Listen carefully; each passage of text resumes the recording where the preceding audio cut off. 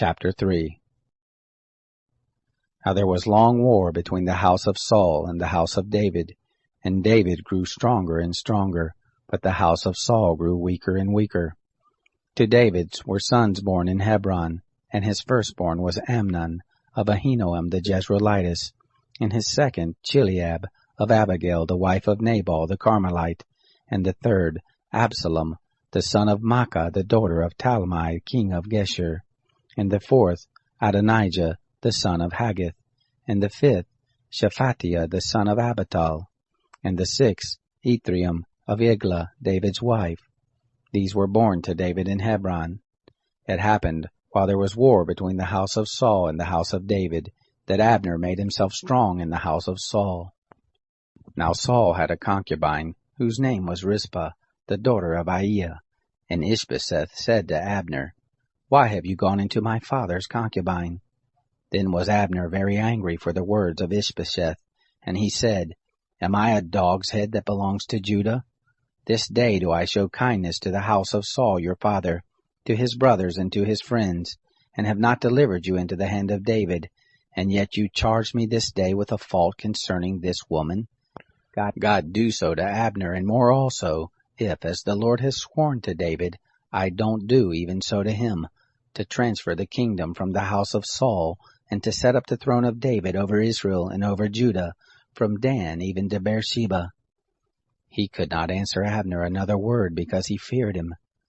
Abner sent messengers to David on his behalf, saying, "Whose is the land?" saying also, "Make your league with me, and behold, my hand shall be with you, to bring about all Israel to you."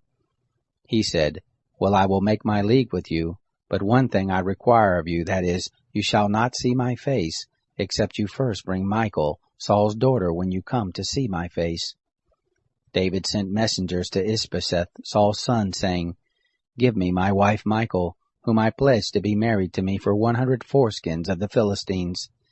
Ishbosheth sent and took her from her husband, even from Paltiel the son of Laish. Her husband went with her, weeping as he went, and followed her to Bahurim. Then Abner said to him, "Go, return," and he returned. Abner had communication with the elders of Israel, saying, "In times past you sought for David to be king over you. Now then do it, for the Lord has spoken of David, saying, By the hand of my servant David I will save my people Israel out of the hand of the Philistines, and out of the hand of all their enemies." Abner also spoke in the ears of Benjamin, and Abner went also to speak in the ears of David in Hebron all that seemed good to Israel and to the whole house of Benjamin. So Abner came to David to Hebron, and 20 men with him.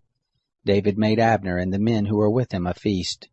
Abner said to David, "I will arise and go, and will gather all Israel to my lord the king, that they may make a covenant with you, and that you may reign over all that your soul desires." David sent Abner away, and he went in peace. Behold, the servants of David and Joab came from a foray, and brought in great spoil with them. But Abner was not with David in Hebron, for he had sent him away, and he was gone in peace.